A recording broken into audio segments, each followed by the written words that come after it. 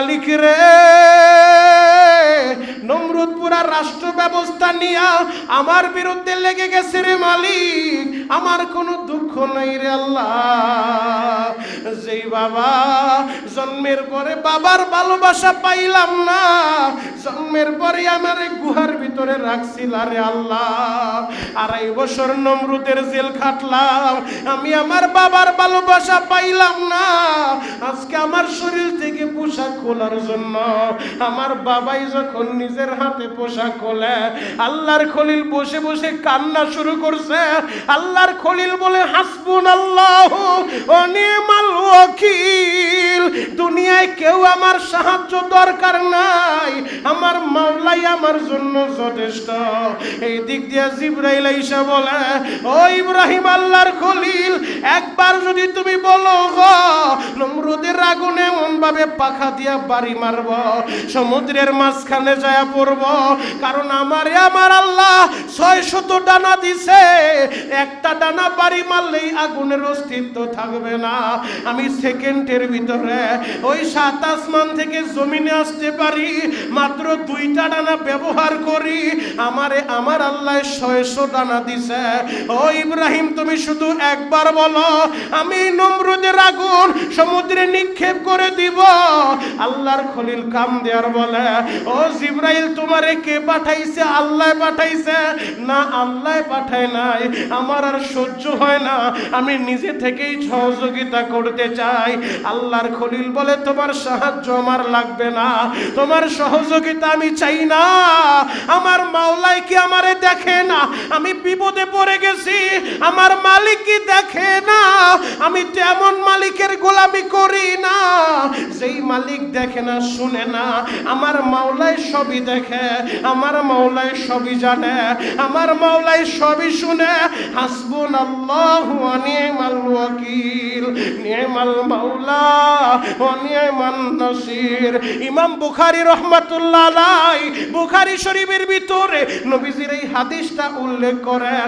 আল্লাহর নবীও বলে, বান্দা যখন বিপদে পড়ে যাবে, ওই মুসিবতের ভিতরে পইরা, বিপদের ভিতরে পইরা, বান্দার আর কোনো দরজা খোলা নাই, ওই মুহূর্তে যদি বান্দা হাসবুনাল্লাহু ওয়া নি'মাল ওয়াকিল, নি'মাল মাওলা ওয়া নি'মান নাসির, আমার মাওলা আমার জন্য যথেষ্ট, আমার মাওলাই আমারে সাহায্য করবে, এই দোয়াটা যখন পাঠ করে আমার আল্লাহ গায়বী ভাবে তারে সাহায্য করে। ও যুবক ভাইরা, হাজী সাহেব, বাবাজিরা, আল্লাহর খলিল বলে, জিবরাইল তোমার সাহায্য আমি চাই না, আমার মাওলাই কি দেখে না আমি বিপদে পড়ছি। এবার যখন শরীর থেকে পোশাকগুলো খুলে ফেলছে, রশি ধরে টান মারছে, আল্লাহর খলিল রে আগুনের ভিতরে নিক্ষেপ করবে, জাতির পিতাকে আগুনের ভিতরে নিক্ষেপ করবে গো বাবা। আমার যুবক ভাইরা রে, এই দৃশ্যটা দেখা ফেরেশতারাও কান্দে। আমার আল্লাহ সাথে সাথে বলে, জিবরাইল রে, তুই মুহূর্তের ভিতরে আমার যেই খলিলের শরীরের পোশাকগুলা খুলে নিছে, জান্নাতি পোশাকগুলা আমার খলিলের গায়ের ভিতরে উঠায়া দাও, নমরুদের আগুনের ভিতরে ফালাইব, আগুনের ভিতরে যেন না পড়ে, জান্নাতি সিংহাসন আনিয়া আগুনের ভিতরে বসায়া দাও। এবার মুহূর্তের ভিতরে জিবরাইল আলাইহিস সালাতু ওয়াস সালাম জান্নাতি সিংহাসন লইয়া, জান্নাতি পোশাক লইয়া, ওই চরক গাছের চরকিটা যখন টান মারছে বাবা, আগুনে পড়ার আগে শরীরে জান্নাতের পোশাক উঠায়া দেয়, জান্নাতি সিংহাসন লাগায় দেয়। আমার আল্লাহর সাথে সাথে আগুন রে আদেশ দিছে, ইয়া নারুকুনি বারদাও ওয়া সালামান আলা ইব্রাহিম। আল্লাহ সাথে সাথে বলে, হে আগুন আমার ইব্রাহিমের জন্য ঠান্ডা হয়ে যাও। আল্লাহ যখন বলছে ইয়া নারুকুনি বারদাও, হে আগুন তুমি ঠান্ডা হয়ে যাও, যখন যদি ঠান্ডা হয়ে যায় ইব্রাহিমের কষ্ট হবে, এই কারণে আল্লাহ আবার সাথে সাথে বলে বারদাও ওয়া সালামান, তুমি শান্তিদায়ক হয়ে যাও, বেশি ঠান্ডা হয়ো না যেন আমার বন্ধু কষ্ট পায়, আবার গরমও থাকা যাবে না, শীততাপ নিয়ন্ত্রিত এমন ভাবে হয়ে যাও, আরামদায়ক ঠান্ডা হয়ে যাও, বেশি ঠান্ডা না গরম। আল্লাহ শুধু এই আদেশটা বাচ্চা ইব্রাহিম নবীর জন্য দিছে। আল্লাহ শুধু বলতেন ইয়া নারুকুনি বারদাও ওয়া সালামান, যদি এই পর্যন্তই আল্লাহ ক্ষান্ত থাকতেন তাহলে এই দুনিয়ার কোনো আগুনের আর তেজ থাকতো না।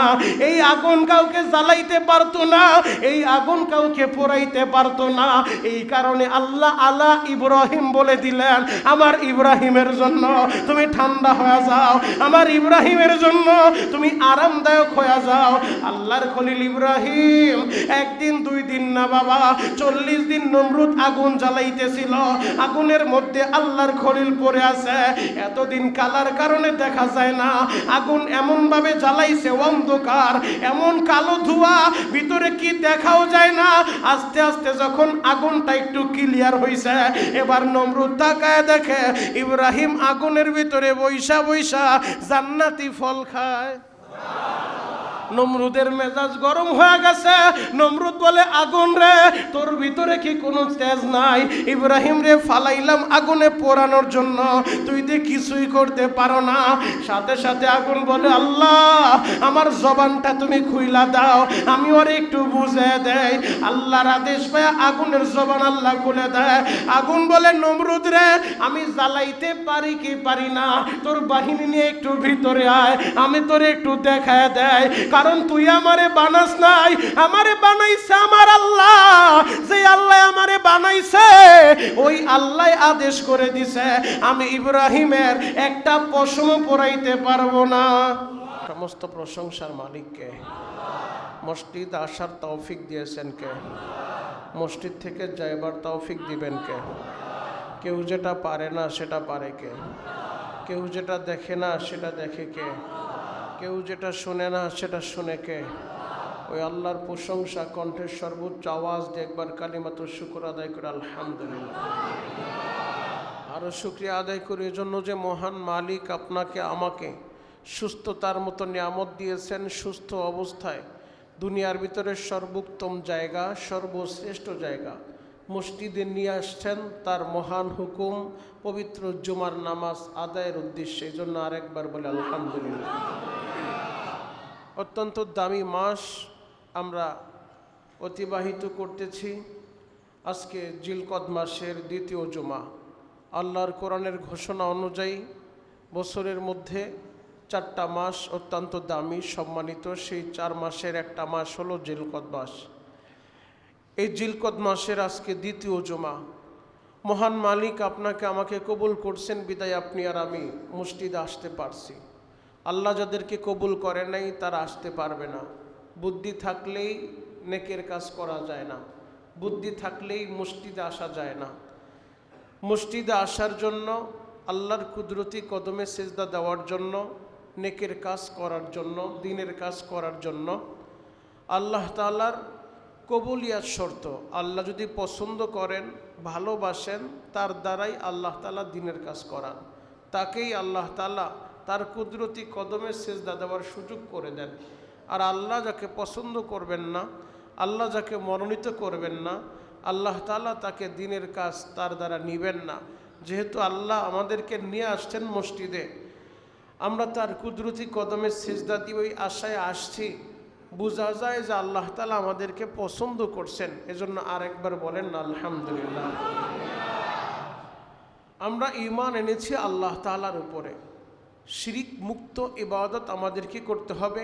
নির্ভেজাল ঈমান নিয়ে যারা মৃত্যুবরণ করবে, যদিও দুনিয়ার ভিতরে হায়াতে জিন্দিগিতে গুনাহ করে, পাপ করে, অন্যায় করে, তার পাপের একটা শাস্তি হবে, কিন্তু যারা পরিমাণ ঈমান যদি তার ভিতরে থাকে, ঈমানের বদৌলতে আল্লাহ তাআলা তার শাস্তির পরে জান্নাতের মেহমান হিসেবে তাকে কবুল করবে।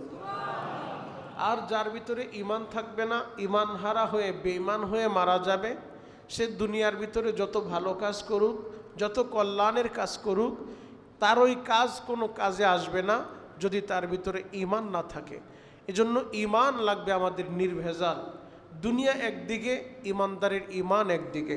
আমরা মুসলিম জাতি, আমরা এই মুসলমান নামটা যার কাছ থেকে পেয়েছি, মিল্লাতা আবিকুম ইব্রাহিম হুয়া সাম্মাকুমুল মুসলিমিন। মুসলিম মিল্লাতের পিতা, মুসলিম জাতির পিতা হযরতে ইব্রাহিম আলাইহিস সালাতু ওয়াস সালাম, তার মাধ্যমেই আমরা এই মুসলমান নামটা পেয়েছি। আল্লাহ তাআলা এই নামটা আমাদেরকে দিয়েছেন। তো মুসলিম মিল্লাতের পিতা যিনি হবেন তাকে আল্লাহ তাআলা তার মাধ্যমে অনেক পরীক্ষা নিয়েছেন। পরীক্ষায় উত্তীর্ণ হওয়ার পরেই আল্লাহ তাআলা তাকে মুসলিম মিল্লাতের মুসলমান জাতির পিতা হিসেবে মনোনীত করছেন। সুবহানাল্লাহ। আল্লাহ তাআলা তাকে মনোনীত করছেন যে সে মুসলিম মিল্লাতের পিতা, মুসলিম জাতির পিতা। তাহলে আল্লাহ তাআলা তার কাছ থেকে একাধিকবার পরীক্ষা নিয়েছেন। প্রতিটা পরীক্ষায় তিনি উত্তীর্ণ হয়েছেন, প্রমাণ করে দিয়েছেন যে আল্লাহ আমার দুনিয়া একদিকে, আপনি একদিকে, আপনার উপর ঈমান আনছি, এই ঈমানের সাথে আমি কোনো আপোষ করতে পারবো না। তো দুনিয়াতে আসার আগে গত জুমা আমি বলেছিলাম দুইজন পয়গাম্বর এমন আছেন যারা দুনিয়ায় আসার আগেই তাদের বিরোধিতা শুরু হয়েছিল, যেন তারা দুনিয়ার ভিতরে আসতে না পারে। একজন হলেন হজরতে ইব্রাহিম আলাইহিসসালাতু ওয়াসসালাম, আরেকজন হলেন হজরতে মুসা আলাইহিসসালাতু ওয়াসসালাম। তো তারা যত ষড়যন্ত্র করুক, দুনিয়াদার মানুষদেরকে আল্লাহ শিখাইয়া দিলেন, জানায়া দিলেন, তোমরা যত চক্রান্ত আর ষড়যন্ত্র করো না কেন, আমি আল্লাহর কৌশলের কাছে তোমাদের সকল ষড়যন্ত্র নস্যাৎ হয়ে যাবে। কথা বলেন ঠিক কি? ওমাকারু ওমাকারাল্লাহ আল্লাহু খায়রুল মাকিরিন। আল্লাহ তাআলা হলেন উত্তম পরিকল্পনাকারী। এখানে ব্যাখ্যা করতে গিয়ে এইভাবে বলার সুযোগ নাই যে আল্লাহ তাআলা উত্তম ষড়যন্ত্রকারী, এটা বলার সুযোগ নাই। আল্লাহ তাআলা বলছেন ওমাকারু ওমাকারাল্লাহ আল্লাহু খায়রুল মাকিরিন। তোমরা যত ষড়যন্ত্র করো, যত চক্রান্ত করো, আল্লাহ তাআলা হলেন উত্তম পরিকল্পনাকারী। সুবহানাল্লাহ বলেন। তো নমরুদ ঠেকাইতে চাইছে ইব্রাহিম আলাইহিসসালাতু ওয়াসসালামকে, জন্ম নিয়ন্ত্রণ করতে চাইছে যেন জাতির পিতা দুনিয়া আসতে না পারে, ঠেকাইতে পারে নাই। ফেরাউন চাইছিল মুসাকে ঠেকানোর জন্য যেন মুসা দুনিয়ার ভিতরে আসতে না পারে। মুসার আগমন হলে ফেরাউন ধূলিসাৎ হয়ে যাবে, তার ক্ষমতা তার হাতে থাকবে না, তার অপদস্থ মস্তক সে লাঞ্ছিত অপমানিত হয়ে ইতিহাসের আস্থা করে নিক্ষিপ্ত হবে। এই কারণে ফেরাউন চেয়েছিল মুসাকে ঠেকানোর জন্য। আল্লাহ এমন পরিকল্পনাকারী, যেই ফেরাউন মুসার বিরুদ্ধে ষড়যন্ত্র করল, শত শত বাচ্চাকে জবাই করে দিল। ছোট্ট বাচ্চা ভূমিষ্ঠ হয়েছে তো জবাই করে দিছে, মুসা যেন দুনিয়ায় আসতে না পারে, দুনিয়ায় বাঁচতে না পারে। আল্লাহ এমন পরিকল্পনা করলেন, ওই ফেরাউনের ঘরেই আল্লাহ মুসা নবীকে লালন পালন করলেন। যেই ফেরাউন মুসার ভয়ে শত শত হাজার হাজার বাচ্চাকে জবাই করলো, হত্যা করলো, আল্লাহ পরিকল্পনা করে তার ঘরেই মুসা নবীকে লালন পালন করলেন। মুসা নবী ফেরাউনের ঘরে বড় হতে শুরু করলেন। ঠিক তেমনিভাবে যেই নমরুদের আতঙ্কে আইন পাশ করে দিল দুনিয়ার ভিতরে আগামী 1 বছর কোনো বাচ্চা যেন ভূমিষ্ঠ হইতে না পারে, ছেলে সন্তান ভূমিষ্ঠ হইলে তাকে জবাই করে দিবে, স্বামী স্ত্রী একসাথে থাকতে পারবে না, 1 বছর জন্ম নিয়ন্ত্রণের আইন করে দিল। কিন্তু আইন করেও রক্ষা করতে পারে নাই। যাকে ওই ডিপার্টমেন্টের দায়িত্ব যাকে দিছে আজর, আল্লাহ তাআলা ওই আজরের ঘরেই জাতির পিতা ইব্রাহিম আলাইহিসসালাতু ওয়াসসালামকে দুনিয়ায় পাঠাইছে। ইব্রাহিম আলাইহিসসালাতু ওয়াসসালাম ভূমিষ্ঠ হওয়ার পরে পাহাড়ের গুহার ভিতরে ছিলেন। গত জুমায় বলেছিলাম যে আল্লাহ তাআলা তার এক একটা আঙ্গুলের মাধ্যমে জান্নাতের নহর জারি করে দিয়েছেন। একটা আঙ্গুল মুখের ভিতরে দেয় তো দুধের নহর জারি হয়ে গেছে, আর একটা আঙ্গুল মুখের ভিতরে দেয় জান্নাতি মধুর নহর জারি হয়ে গেছে, আর একটা আঙ্গুল মুখের ভিতরে দেয় জান্নাতি পানি জারি হয়ে গেছে। যদিও ওই বাচ্চা ভূমিষ্ঠ হওয়ার পরে পাহাড়ের গুহার ভিতরে কোনো মতে রেখে আসছে, মা তো চিন্তিত আমার সন্তান বেঁচে আছে না মরে গেছে। যেই সন্তান ভূমিষ্ঠ হওয়ার পরে গুহার ভিতরে রেখে আসলাম, ওই সন্তানকে হয়তো বাঘ ভাল্লুক খেয়ে ফেলছে অথবা বিষাক্ত কোনো পোকামাকড় নিয়ে গেছে।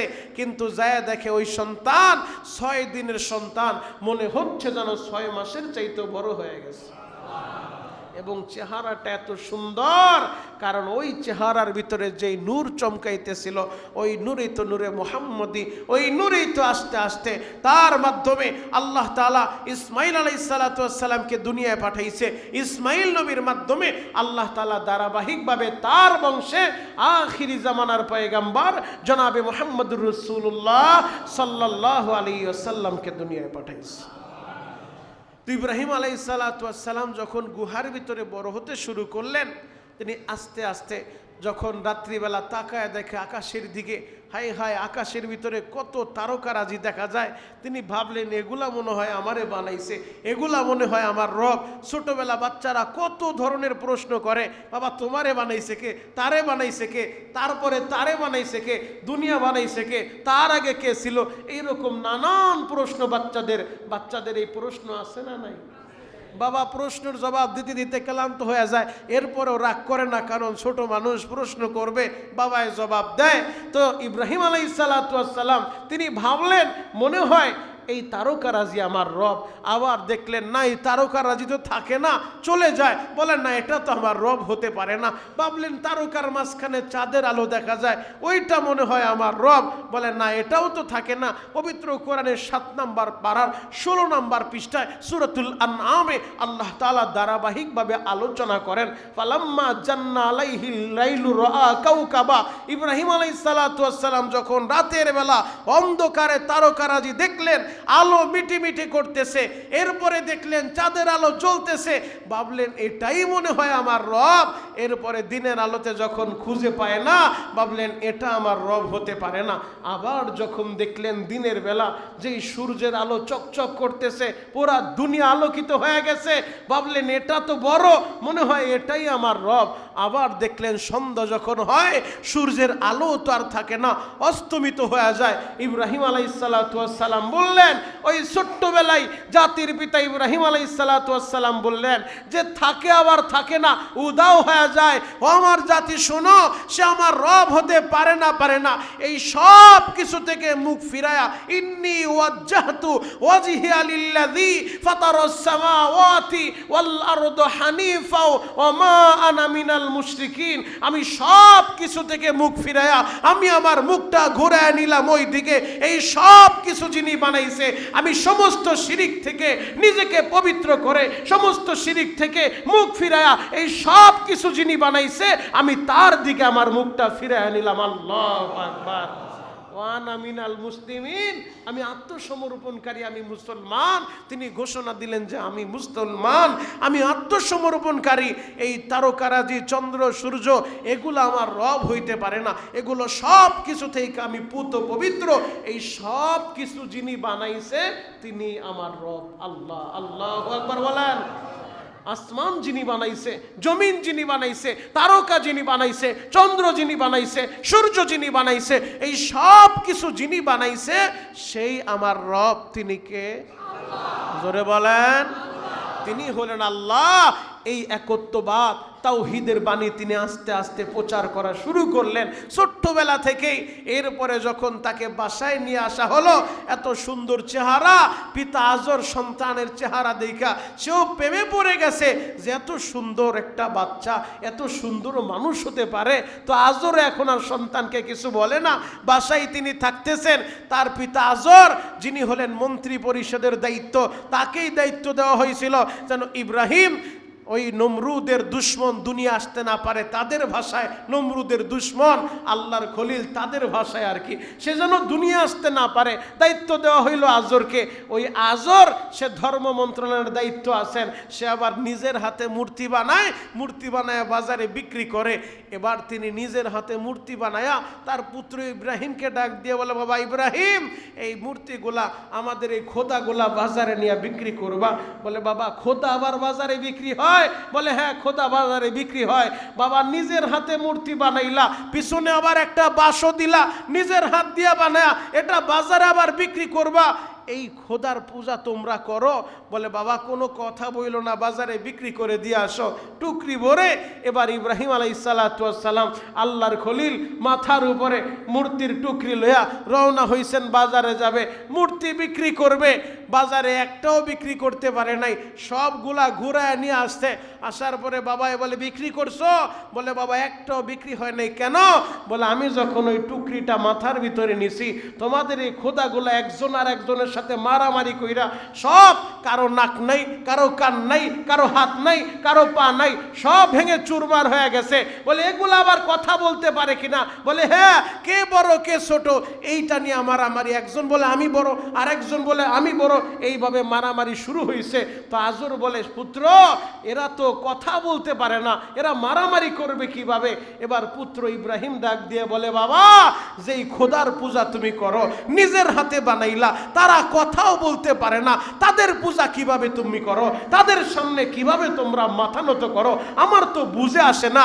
যেই খোদা প্রস্রাব করলে একটা কুকুর যদি তার মাথায় প্রস্রাব করে দেয়, কুকুরটা তাড়ানোর ক্ষমতা সে রাখে না, কিভাবে নিজের হাতে বানায়া আবার তার সামনে তুমি মাথা নত করো, তার সামনে তুমি পূজা করো? আমার তো বুঝে আসে না। এবার ইব্রাহিম আলাইহিস সালাতু ওয়াস সালামের কথাগুলো শুই না আজরের চেহারা লাল হয়ে গেছে। হায় হায়, নমরুদ যাকে ঠেকানোর জন্য আমারে দায়িত্ব দিল, মনে হয় তো এই নমরুদের দুশমন আমার ঘরেই জন্ম নিছে। আল্লাহু আকবার। এখন বলতেও পারে না, সইতেও পারে না, জানলে তো তারও রক্ষা নাই। দেখতেছে যে নমরুদের দুশমন মনে হয় আমার ঘরে। এভাবে যখন চলতেছিল, হঠাৎ করে এলাকার ভিতরে যুবকদের মাঝে তিনি যখন তাওহীদের বাণী আস্তে আস্তে প্রকাশ করা শুরু করলেন, এবার বড় দিন আসলো, পূজার দিন যখন আসছে, পূজার দিনের সময় সবাই পূজায় যাবে। এবার সবাই যুবকরা এসে ধরছে, ইব্রাহিম চলো আমরা মেলায় যাই, পূজায় যাব, বড় দিন, আমাদের অনুষ্ঠানের দিন, মেলায় যেতে হবে। ইব্রাহিম আলাইহিস সালাতু ওয়াস সালাম বললেন আনা সাকিম, আমি অসুস্থ। প্রকৃতপক্ষে তিনি তো অসুস্থ ছিলেন না, কেন বললেন আমি অসুস্থ? নবীরা তো মিথ্যা কথাও বলে না। অসুস্থতা দুই ধরনের, একটা হলো বাহ্যিক শারীরিক, আর একটা হলো মানসিক। আল্লাহর খলিল মানসিকভাবে অসুস্থ ছিলেন। যে সমাজের মানুষগুলা নিজের হাতে মূর্তি বানায়া মূর্তির সামনে মাথা নত করে, আল্লাহর ইবাদত বাদ দিয়া, আল্লাহর বন্দেগী বাদ দিয়া মূর্তির পায়ে মাথা নত করে, এজন্য মানসিকভাবে আল্লাহর খলিল অসুস্থ ছিলেন। এই কারণেই তিনি বলছেন আনা সাকিম, আমি অসুস্থ, আমি তোমাদের সাথে যেতে পারবো না। সবাই বলে যেহেতু যেতে পারবা না, অসুস্থ হইলে তো আর কিছু করার নাই, ঠিক আছে তুমি থাকো, মূর্তির ঘরগুলা পাহারা দাও। সবাই চলে গেছে মেলায় মূর্তি পূজার জন্য। আল্লাহর খলিল সবাই যখন মেলায় চলে গেছে, এবার আল্লাহর খলিল হাতের ভিতরে বড় একটা কুড়াল লয়া মন্দিরের ভিতরে ঢুকছে। ঢুইকা দেখে সবার এক একটা মূর্তি দাঁড়ায় আছে, কারো 10টা 12টা হাত, জিহ্বা বের করে আছে, এক একজন এক একভাবে, কারো সামনে খাবার দেওয়া। আল্লাহর খলিল যায় বলে খা, তোদেরকে খাবার দিছে খা, কেউ তো খায় না। আল্লাহর খলিল বাল বাল বলতেছে খাও, কেউ খায়ও না, কিছু বলেও না, কথাও বলে না, খায়ও না। আল্লাহর খলিল বারবার বলতেছে খাও, খায়ও না, কথাও বলে না। আল্লাহর খলিল এবার রাগ করে কুড়াল দিয়ে একটা একটা করে কাটা শুরু করছে। কুড়াল দিয়া কোবায়া, কারো হাত নাই, কারো পা নাই, সবগুলা ভাইঙ্গা সর্বশেষ কুড়ালটা বড় মূর্তির কান্দের ভিতরে বাজায় রাখছে। সুবহানাল্লাহ বলবেন না? বড়টার কান্দের ভিতরে কুড়াল বাজায় রেখে এবার সে চলে আসছে। সে যখন চলে আসছে, আল্লাহর খলিল বাসায় এসে আবার শুয়ে আছে। এলাকায় সবাই মেলায় অনুষ্ঠান শেষ কইরা এবার মন্দিরে গেছে, সবাই পূজা করবে, তারপরে বাসায় যাবে। মন্দিরের ঘরে যায় দেখে হায় হায়, আমাদের এই মূর্তিগুলা খোদাগুলারে ভাঙছে কে? বড়টার কান্দের ভিতরে কুড়াল, আর সবগুলা ভেঙে চুরমার করে ফেলছে।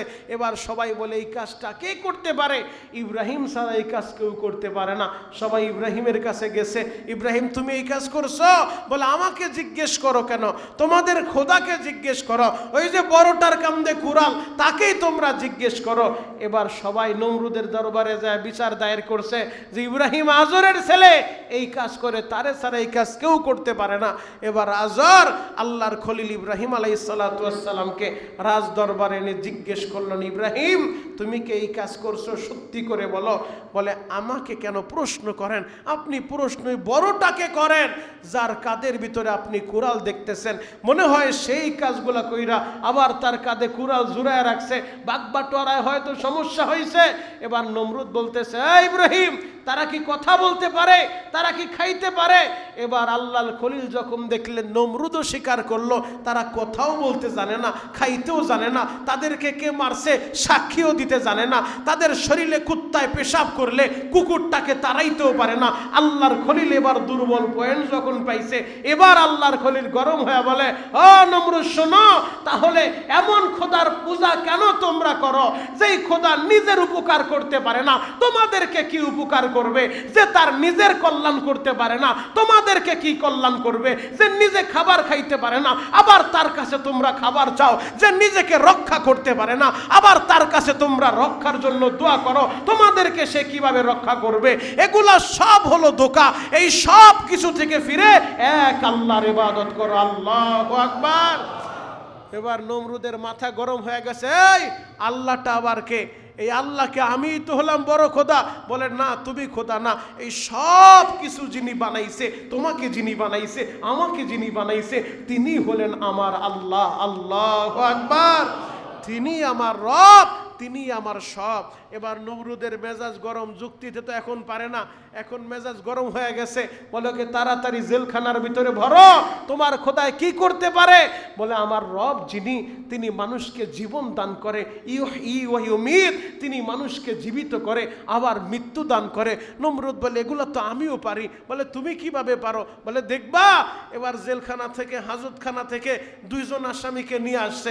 আনার পরে যার যাবজ্জীবন জেল, যাকে ফাঁসি কার্যকর হয়ে গেছে, ফাঁসির রায় হয়ে গেছে, এমন একজন আসামি, তাকে নমরুদ একেবারে মুক্ত করে দিল। বলে যাও, তোমাকে ক্ষমা করে দিলাম, তুমি মুক্ত। আরেকজন নিরহ সামান্য অপরাধের আসামি, তাকে এবার নমরুদ বলতেছে ওকে ফাঁসির কাস্টে ঝুলায় দাও। এবার নমরুদ বলে দেখো, একজন ফাঁসির রায়ের আসামি, আমি তাকে মুক্ত করে দিলাম। আর একজন সামান্য অপরাধ করছে, আমি তাকে ফাঁসির কাস্টে ঝুলাইয়া দিলাম। আমি একজনকে জীবন দিয়া দিলাম, আরেকজনকে মৃত্যু দিয়া দিলাম। ইব্রাহিম আলাইহিস সালাম বলে, নমরুদ তুমি একজনকে জীবন দিলা, একজনকে মৃত্যু দিলা, তুমি আমারে বুঝাইলা। আরে আমার রব যিনি, আমার রব যা করে তুমি কি তা পারবা? বলে কি করে? আমার রব তো প্রতিদিন সূর্য পূর্ব দিক থেকে উদিত হয়, পশ্চিম দিকে অস্তমিত যায়। আমার রবের হুকুমে যদি তুমি পারো, ও নমরুদ, তোমার ক্ষমতা দিয়া একদিন সূর্যটা পশ্চিম দিক থেকে তুমি উঠাও, পূর্ব দিকে ডুবাও, দেখি তুমি কেমন পারো।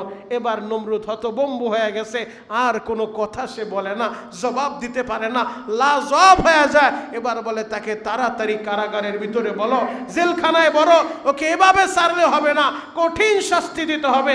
জেলখানার ভিতরে বলছে, একদিন দুই দিন না, 2.5 বছর আল্লাহর খলিল নমরুদের জেলখানার ভিতরে বন্দী। একদিন দুই দিন না, যুগে যুগে এটাই প্রমাণিত। নবীরা জেল খাটছেন, নবীদের উপরে জুলুম হয়েছে, নবীদের উপরে নির্যাতন হয়েছে। যুগে যুগে ভালো মানুষদের উপরে বিপদ আসবে, মুসিবত আসবে, বালা আসবে, ধৈর্য ধারণ করতে হবে একজনের উপরে। তিনি কে? জোরে বলেন, তিনি কে? 2.5 বছর নমরুদের জেল খাটিয়া এবার যখন আল্লাহর খলিল ইব্রাহিম আলাইহিস সালামকে নমরুদ আগুনের ভিতরে নিক্ষেপ করবে, বাবা ও আমার যুবক ভাইরা, হাজী সাহেব, বাবাজিরা, দীর্ঘ 1 মাস ব্যাপী নমরুদ বিভিন্ন জায়গা থেকে কাষ্ঠ স্মরণ করিয়া, সংরক্ষণ করিয়া বিশাল বড় একটা গর্ত করছে। গর্তের ভিতরে আগুন প্রজ্বলিত করে আগুন এমনভাবে জ্বালাইছে যে আগুন চতুর্দিক থেকে, ভিতরে শুধু অন্ধকার দেখা যায়, আর চতুর্দিকে এমন লেলিহান আগুন ছড়ায় গেছে যে আগুনের কাছেও তারা যাইতে পারে না, এমনভাবে আগুন জ্বালায়। এবার সিদ্ধান্ত হয়েছে ইব্রাহিমকে ওই আগুনের ভিতরে নিক্ষেপ করব, ওই আগুনের ভিতরে ফালায়া ইব্রাহিমকে দুনিয়া থেকে বিদায় করে দিব, যেন ভবিষ্যতে কেউ নমরুদের সামনে দাঁড়ায়া তাকে রব স্বীকার না করে, অন্য কোনো কথা বলতে না পারে, দুঃসাহস দেখাইতে না পারে। নমরুদ নিজেকে বড় খোদা দাবি করছে, নাউজুবিল্লাহ বলেন। ক্ষমতা পাওয়ার পরে নিজেকে বড় খোদা দাবি করছে। এবার আল্লাহর খলিলকে আগুনের ভিতরে নিক্ষেপ করবে। আগুন যখন জ্বালায় দিছে, খুব ভয়াবহ আগুন, কাছেও যাওয়া যায় না। 2-1 মাইল উপর দিয়া কোনো পাখি যদি উড়ে যায়, মুহূর্তের ভিতরে মোমের মতো গইলা নিচে পড়ে যায়। এমন ভয়ঙ্কর আগুন যখন জ্বালায় দিছে, ওই লেলিহান অগ্নিকুণ্ডের ভিতরে আল্লাহর খলিলকে নিক্ষেপ করবে। আল্লাহর খলিলের ইমানটা কত মজবুত!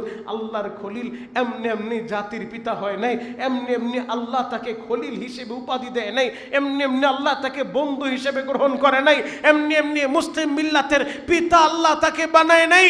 নমরুদ যখন অগ্নিকুণ্ডের ভিতরে নিক্ষেপ করবে, এখন কিভাবে নিক্ষেপ করবে, আগুনের কাছেই যাইতে পারে না, তার জন্য আগুন জ্বালাইছে, আগুনের ভিতরে যে ফালাবে আগুনের কাছেও কেউ যাইতে পারে না। আর তাকে যে বলবে তুমি হাইটা হাইটা যাও, তাহলে তো তাদের শাস্তি দেওয়া হলো না, নিজের আত্মহত্যা হলো। এই জন্য তারাও তো লজ্জিত, কি করবে, আগুনের ভিতরে ফালাবে কিভাবে, কোনো বুদ্ধিও খুঁজে পায় না। হঠাৎ করে বুদ্ধিজীবী একজন হাজির হয়ে গেছে, মুরব্বী, বিশাল লেবাস লাগায়া আইসা বলে তোমরা বিপদে পড়ছো, পেরেশানিতে পড়ছো, তুমি কে, তোমারে তো চিনলাম না। বলে আমি ভিনদেশি, আমারে তোমরা চিনবা না, আমি হলো বুদ্ধিজীবী, আমি বুদ্ধি দেই, পরামর্শ দেই। মিস্টার ইবলিশ, সমাজের ভিতরে কিছু বুদ্ধিজীবী নামে ইবলিশ আছে, যুগে যুগে দেখা যায় আমাদের এই দেশটাকে ধ্বংস করার জন্য ওই টকশোর ভিতরে বৈশা বুদ্ধিজীবীর লেভেল লাগায়া, বুদ্ধিজীবীর বুদ্ধি বিক্রি কইরা, ওই বিবেক এমনভাবে তারা টকশো করে, এদেশের চেতনা নিয়া, ৭১-এর চেতনা, ২৪-এর চেতনা, এই চেতনা বিক্রি কইরা কইরা দেশের ১২টা বাজায়। কথা বলেন ঠিক কি না? এই সমস্ত কিছু বুদ্ধিজীবী নামে মূর্খ আছে যারা নিজেকে বুদ্ধিজীবী দাবি করে। এই বুদ্ধিজীবীগুলো স্বাধীনতার পর থেকেই কখনো পাকিস্তানের পক্ষে, আবার যেই দল ক্ষমতা আসে ওই দলের পিছনেই চাটাচাটি আছে না নাই? আরো জোরে কোন আছে না নাই? তো মিস্টার ইবলিশ বুদ্ধিজীবী হাজির হইছে, বুদ্ধিজীবী হাজির হইয়া এবার বুদ্ধিজীবী বুদ্ধি দিতেছে, পরামর্শ দিতেছে, বলে তোমরা একটা চরক গাছ আইনা চরকি বানাও, এরপরে ওইটাকে ঘুরায়া চরক গাছের এক মাথায় ইব্রাহিমকে বানবা আর এক মাথায় রশি দইরা টান মারবা, তাহলে তোমরা রশি দইরা যখন টান মারবা সে আগুনের মাঝখানে যায় পড়বে। বলে ঠিক আছে, ভালো একটা বুদ্ধি দিছেন। এবার বুদ্ধি পায়া তারাও চরক গাছ দিয়া ওই রকম চরকি, ওই যে মেলার ভিতরে চরকি ঘুরায় ওই রকম চরকি বানাইছে, এক মাথায় আল্লাহর খলিলকে বসাইছে আর এক মাথায় দইরা এখন রশি ধরে টানাটানি করে, যতই টানাটানি করে আল্লাহর খলিলকে তো আর লড়াইতে পারে না। আরো জোরে বলেন। এবার আবার যখন পেরেশানিতে পড়ছে, বুদ্ধিজীবী হাজির হইছে, বলে এইভাবে পারবা না। কেন? বলে তাকে ওই পাশে এমন কিছু বাহিনী আছে যারা ধরে রাখছে নাম ফিরিস্তা, ওই ফিরিস্তাদের সাথে পারবা না। কি করা যায়? বলে এই জায়গায় ৪০ জন যুবক যুবতীরে জেনায় লাগায় দাও, একেবারে বিবস্ত্র কইরা উলঙ্গ বানায়া জেনায় লাগায় দাও। ৪০ জন যুবতী যখন এইখানে নিজের শরীর দেখায়া জেনায় লিপ্ত হয়ে যাবে, ওই পরিবেশের ভিতরে রহমতের ফেরেশতা থাকতে পারবে না, ফেরেশতারাও চলে যাবে, মুখ ফিরায় ফেলবে। ফেরেশতারা যখন চলে যাবে, রশি ধরে টান মারবা, তাহলে ইব্রাহিম আগুনের ভিতরে পড়বে। এবার বুদ্ধিজীবীর বুদ্ধি আবার শুইনা, এবার সমাজের কিছু নর্তকী আইনা, ৪০ জন নর্তকী একত্রিত আইনা, তারা তাদের শরীরের পোশাক খোলা নাচানাচি শুরু করে দিছে, প্রতিযোগিতা লাগায় দিছে, জেনায় লিপ্ত হয়ে গেছে। এবার যখন রশি ধরে টান মারে, এরপরও তো নড়ে না। এবার আবার বুদ্ধিজীবী বলে এইভাবে হবে না, কি করতে হবে? বলে জেনা তো করাইছো, এখন আল্লাহর খলিল ইব্রাহিমের শরীর থেকে কাপড়টাও খোলো, পোশাক খোলো, তাকে উলঙ্গ করো। তার কাছে যখন রহমতের ফেরেশতা থাকবে না, তখন আগুনের ভিতরে ফালাইতে পারবা। এবার কে তার শরীরের পোশাক খুলবে? সাহস করে না, কেউ কাছে যাইতে সাহস পায় না। কে খুলবে? ইব্রাহিম আল্লাহর খলিলের পোশাক। কেউ যখন সাহস করে না, আজর সামনে আগে গেছে, আজর বাবা হয়া সন্তানের শরীরের পোশাক যখন খুলতে যায়, আল্লাহর খলিলের পোশাক যখন খুলতে গেছে, আল্লাহর খলিল চোখের পানি ছাইরা দিয়া কান্দে আর বলে মালিক রে, নমরুদ পুরা রাষ্ট্র ব্যবস্থা নিয়া আমার বিরুদ্ধে লেগে গেছে রে মালিক, আমার কোনো দুঃখ নাই রে আল্লাহ। যেই বাবা জন্মের পরে বাবার ভালোবাসা পাইলাম না, জন্মের পরে আমার গুহার ভিতরে রাখছিল রে আল্লাহ, ২.৫ বছর নমরুদের জেল খাটলাম, আমি আমার বাবার ভালোবাসা পাইলাম না। আজকে আমার শরীর থেকে পোশাক খোলার জন্য আমার বাবাই যখন নিজের হাতে পোশাক খোলে, আল্লাহর খলিল বসে বসে কান্না শুরু করছে। আল্লাহর খলিল বলে হাসবুনাল্লাহু ওয়া নি'মাল ওয়াকিল, দুনিয়ায় কেউ আমার সাহায্য দরকার নাই, আমার মাওলাই আমার জন্য যথেষ্ট। এই দিক দিয়ে জিবরাইল আইসা বলে, ও ইব্রাহিম আল্লাহর খলিল, একবার যদি তুমি বলো গো নমরুদের আগুনে এমন ভাবে পাখা দিয়া বাড়ি মারব, সমুদ্রের মাঝখানে যায় হয়ে পড়ব, কারণ আমার আল্লাহ 600 ডানা দিছে, একটা ডানা বাড়ি মারলেই আগুনের অস্তিত্ব থাকবে না। আমি সেকেন্ডের ভিতরে ওই 7 আসমান থেকে জমিনে আসতে পারি, মাত্র 2টা ডানা ব্যবহার করি। আমার আল্লাহ 600 ডানা দিছে।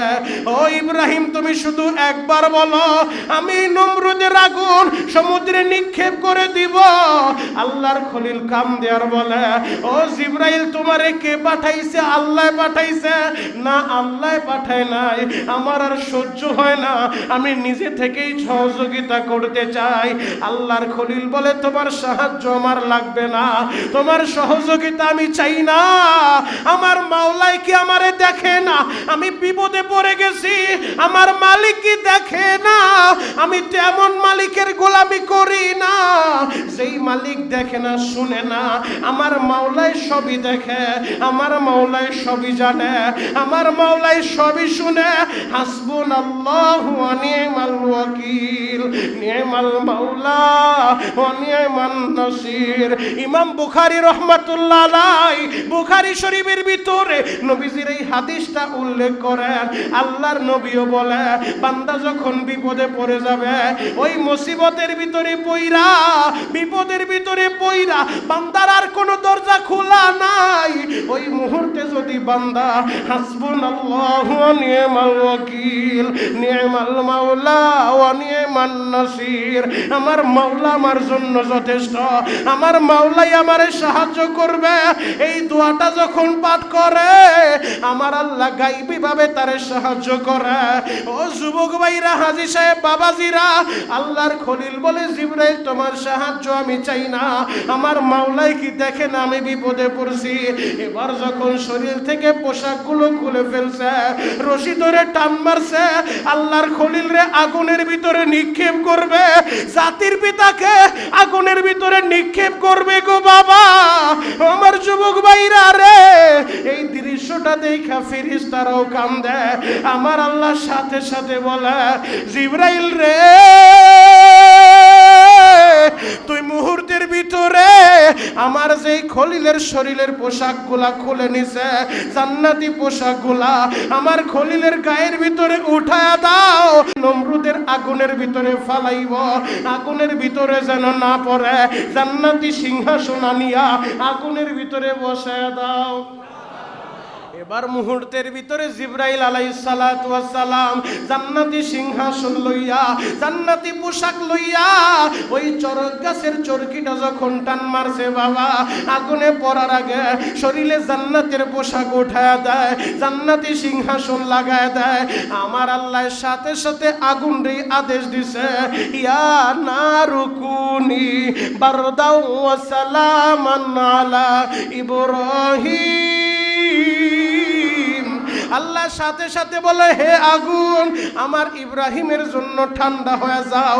আল্লাহ যখন বলছে, ইয়া নারুকুনি বারদাও, হে আগুন তুমি ঠান্ডা হয়ে যাও, যখন যদি ঠান্ডা হয়ে যায় ইব্রাহিমের কষ্ট হবে, এই কারণে আল্লাহ আবার সাথে সাথে বলে, বারদাও ওয়া সালামান, তুমি শান্তিদায়ক হয়ে যাও, বেশি ঠান্ডা হয়েও না যেন আমার বন্ধু কষ্ট পায়, আবার গরমও থাকা যাবে না, শীততাপ নিয়ন্ত্রিত এমন ভাবে হয়ে যাও, আরামদায়ক ঠান্ডা হয়ে যাও, বেশি ঠান্ডা না গরম। আল্লাহ শুধু এই আদেশটা ইব্রাহিম নবীর জন্য দিছে। আল্লাহ শুধু বলতেন, ইয়া নারুকুনি বারদাও ওয়া সালামান, যদি এই পর্যন্তই আল্লাহ ক্ষান্ত থাকতেন, তাহলে এই দুনিয়ার কোনো আগুনের আর তেজ থাকতো না, এই আগুন কাউকে জ্বালাইতে পারতো না, এই আগুন কাউকে পোড়াইতে পারতো না। এই কারণে আল্লাহ আলা ইব্রাহিম বলে দিলেন, আমার ইব্রাহিমের জন্য তুমি ঠান্ডা হয়ে যাও, আমার ইব্রাহিমের জন্য তুমি আরামদায়ক হয়ে যাও। আল্লাহর খলিল ইব্রাহিম একদিন 2 দিন না বাবা, 40 দিন নমরুদ আগুন জ্বালাইতেছিল, আগুনের মধ্যে আল্লাহর খলিল পড়ে আছে। এতদিন কালার কারণে দেখা যায় না, আগুন এমন ভাবে জ্বালাইছে, অন্ধকার, এমন কালো ধোঁয়া, ভিতরে কি দেখাও যায় না। আস্তে আস্তে যখন আগুনটা একটু ক্লিয়ার হইছে, এবার নমরুদ তাকায় দেখে ইব্রাহিম আগুনের ভিতরে বৈশা বৈশা জান্নাতি ফল খায়। নমরুদের মেজাজ গরম হয়ে গেছে। নমরুদ বলে, আগুন রে, তোর ভিতরে কি কোনো তেজ নাই? ইব্রাহিম রে ফালাইলাম আগুনে পোড়ানোর জন্য, তুই যে কিছুই করতে পারো না। সাথে সাথে আগুন বলে, আল্লাহ আমার জবানটা তুমি খুইলা দাও, আমি ওর একটু বুঝে দেই। আল্লাহর আদেশ পায় আগুনের জবান আল্লাহ খুলে দেয়। আগুন বলে, নমরুদ রে, আমি জ্বালাইতে পারি কি পারি না, তোর বাহিনী নিয়ে একটু ভিতরে আয়, আমি তোর একটু দেখায় দেয়। কারণ তুই আমারে বানাস নাই, আমারে বানাইছে আমার আল্লাহ। যে আল্লাহ আমারে বানাইছে ওই আল্লাহ আদেশ করে দিছে আমি ইব্রাহিমের একটা পশম পরাইতে পারবো না। আগুনের জবান যখন আল্লাহ খুলে দিছে, নমরুদ তাকায় দেখতেছে, হায় হায়, যে আগুনের উপর দিয়া পাখি উইরা গেলে মোমের মতো গইরা যায়, আর ইব্রাহিম দিয়ে আগুনের ভিতরে বৈশা বৈশা ফল খায়। আল্লাহর খলিল ইব্রাহিম আলাইহিস সালাতু ওয়াস সালাম বৃদ্ধ অবস্থায় ছোট্ট বাচ্চাদের সাথে, নাতিদের সাথে যখন গল্প গুজব করতেন, তখন বলতেন, আমার জীবনের সবচেয়ে আনন্দের দিনগুলো ছিল নমরুদের আগুনের ভিতরে যেই 40টা দিন আমি ছিলাম। এই 40 দিন এত শান্তি পেয়েছিলাম, পুরা জীবনে এত শান্তি আর আমি কখনো পাই না। কারণ আল্লাহ পারে কি পারে না? আরো জোরে বলেন, পারে কি পারে না? আমার আল্লাহ আগুনকে জবান খুলে দিছে, আগুন রে বলে দিছে ইব্রাহিমের একটা পশম পরাইতে পারবে না। আল্লাহ পারে কি পারে না? মুসা নবীর মাধ্যমে আল্লাহ আবার দেখাইছে, ফেরাউন মুসা নবী বনি ইসরায়েলদেরকে নিয়ে সমুদ্রের মাঝখানে আল্লাহ রাস্তা বানায় দিছে। মুসা নবী রাস্তা দিয়া বনি ইসরায়েল নিয়ে হাইটা যায়। ফেরাউন আইসা বলে, ও ফেরাউনের বাহিনীরা, ফেরাউন ঘোষণা দিতেছে, আমি তোমাদের খোদা, আমি তোমাদের জন্য রাস্তা বানাইছি, তোমরা চলো। এবার তারাও যখন ওই রাস্তা দিয়ে হাঁটছে, সমুদ্রের মাঝামাঝি আসার পরে আল্লাহ আদেশ দিছে, পানি তুমি তোমার স্বাভাবিক রূপে ফিরে যাও। এবার রাস্তা দুই দিকে সরে যায়। ফেরাউনকে আল্লাহ ইঁদুরের মতো চুবায়া চুবায়া মারছে। কথা বলে ঠিক কিনা? তাই ঈমান আনতে হবে আমাদেরকে, নবীওয়ালা ঈমান। ইব্রাহিম নবীর ঈমান কেমন ছিল? আগুনের ভিতরে পড়তেছে, ফেরেশতারা সাহায্য করতে চায়, কারো সাহায্য নিতে সে নারাজ। দুনিয়ার মানুষের, মাখলুকের সাহায্য আমার দরকার নাই, কুল কায়নাতের সাহায্যের আমার দরকার নাই। একটা সামান্য ব্যাঙ সাহায্য করার জন্য আল্লাহর খলিল অগ্নিকুণ্ডের ভিতরে পড়ে গেছে। ব্যাঙ এবার প্রস্রাব কইরা ওই আগুন নিবাইতে চায়। ব্যাঙের প্রস্রাব তো আর অত দূর যাবেও না, এরপরও সে চেষ্টা করছে যে আল্লাহর খলিল আগুনের ভিতরে পড়ছে, আমি প্রস্রাব কইরা ওই আগুনটা নিবাইতে চাই। আমার আল্লাহ এমন ভাবে কবুল করছে, ব্যাঙের যতগুলা লাথি মারবেন, লাথির ভিতরে দেখবেন ও প্রস্রাব করে দেয়। যতবার লাথি মারবেন দেখবেন প্রস্রাব করে দেয়। এই প্রস্রাবটা নাপাক না, আল্লাহ পাক করে দিছে। মুহতারাম হাজিরিন, এই কারণে ঈমান আনতে হবে আল্লাহর উপরে, নবীওয়ালা ঈমান। ইব্রাহিম নবী আগুনের ভিতরে পড়ছে, কারো সাহায্য দরকার নাই। ফেরেশতা সাহায্য করতে চায় না, তোমাদের সাহায্য আমার দরকার নাই। আমি যার গোলামি করি সে কি দেখে না আমি বিপদে পড়ছি? আমি যেই রবের গোলামি করি ওই রব কি দেখে না আমি আগুনের ভিতরে পড়ছি? নমরুদ আমার আগুন দিয়া জ্বালাইবো, রব যদি দেখে, হাসবুনাল্লাহু ওয়া নি'মাল ওয়াকিল, নি'মাল মাওলা ওয়া নি'মান নাসির। দুনিয়ার কারো সাহায্য আমার দরকার নাই, আমার আল্লাহ আমার জন্য যথেষ্ট, আমার আল্লাহ আমাকে সাহায্য করবে। আমরাও যদি ওই নবীওয়ালা ঈমান আনতে পারি, আমরাও মুসিবতে পড়ব, বিপদে পড়ব, যেই অবস্থায় পড়ি না কেন, রবের উপরে ভরসা করলে আমার আল্লাহ আমাদেরকেও সাহায্য করবে। কথা বলা ঠিক না? সেই সাহায্য নিয়ে আমরা ইনশাল্লাহ সামনে অগ্রসর হতে পারবো। এজন্য যখন দেখবেন বিপদে পড়ে গেছেন, মুসিবতে পড়ে গেছেন, সাথে সাথে আল্লাহর উপরে ভরসা করে, মাখলুকের সাহায্য আমার দরকার নাই, আমাকে যিনি বানাইছেন তিনি সাহায্য করবেন। তিনি কে? আরো জোরে বলতে হবে, তিনি কে? আল্লাহ তাআলা আমাদের সবাইকে কবুল করুক, সকলে বলেন আমিন। জাতির পিতা এমনি এমনি হয় নাই, আল্লাহ তাআলা একাধিক কঠিন থেকে কঠিন পরীক্ষা নিয়েছেন। পরবর্তী পরীক্ষা নিয়ে আগামী জুমা আলোচনা হবে ইনশাআল্লাহ। এরপরে তাদের মাধ্যমে আল্লাহ তাআলা হজের ঘোষণা দেওয়াইছেন, হজের কার্যক্রম চলতেছে। হাজিরা সারা পৃথিবী থেকে আল্লাহর ঘরের মেহমানরা হজের উদ্দেশ্যে বাইতুল্লাহ যাচ্ছে। যারা হজ করছেন আপনাদের নামের লিস্টি তো ইব্রাহিম নবীর কাছে চলে গেছে। আর যারা হজ করতে পারেন নাই, এই হজের হজের মৌসুমে চোখের পানি ঝরে আল্লাহকে বলেন, আল্লাহ মরার আগে একবার হলো হজ্জে মাবরুর আমাদেরকে নসিব করেন, মরার আগে একবার হলো হজ করার মতো সুযোগ আপনি আমাকে করে দেন। যারা হজ করছেন তাদের নামের লিস্টে তো জাতির পিতার কাছে আছে, আর যারা করতে পারেন নাই জুমার ভিতরে বৈশা বৈশা এই হজের সিজন, হজের মৌসুমগুলোর ভিতরে বেশি বেশি কাঁদেন। ইনশাআল্লাহ সুম্মা ইনশাআল্লাহ বান্দার চোখের পানি দুনিয়ার কারো দেখতে হবে না। বান্দা যখন আল্লাহর কাছে চাওয়ার মতো চাইতে পারে, অবশ্যই অবশ্যই আল্লাহ ওই বান্দার ডাক শুনবে।